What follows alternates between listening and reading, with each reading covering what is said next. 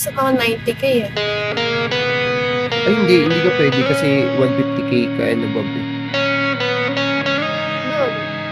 Hindi pa siya pumapasok. Pero feel ko pag kasi nung last February, di ba, kung tagal kong maka 150, eh nakaka 5K naman ako everyday.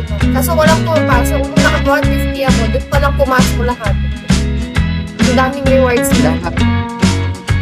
Parang pumasok na lahat nun. Oo. Kahit yung previous. Yung day mo, hindi ka naka 5K, may rewards ka. Doon pa lang papasok mo. Doon pa lang mag-e-effort. Okay. Mag-e-effect pag naka 150 ka na ulit. Ayun, hindi ganun lang yung gawin. Kaso sobrang tuman, kahit naman yung iba ngayon, yung tuman. Oo, 100 check lang lang eh. Nasaan ka na ba ngayon? 55? Nag-abnormal bills nga ako ng 500. 500. Ano, si Will, 30,000. Ngayon, this month, Last month. Tinabon yung padugo. Teo, sino kaya?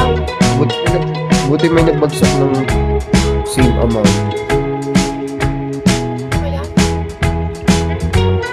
Hindi namin ano kasi nakakaano din naman pag may illegal things eh. Credit card dito. Eh, nakakaano kasi yun sa mga host, eh, nagsipag sila, tapos nakaka-illegal. Siyempre, access. Eh, yung sa kinakabahan ako, baka i-cancel niya, baka na lang yun.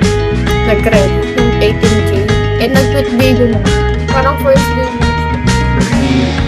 Yung unang nag sa'yo? Credit fee. Sana Ito ito. ba yung si Ike? Oo, yun. First day Si lang. Kill ba daw ayun?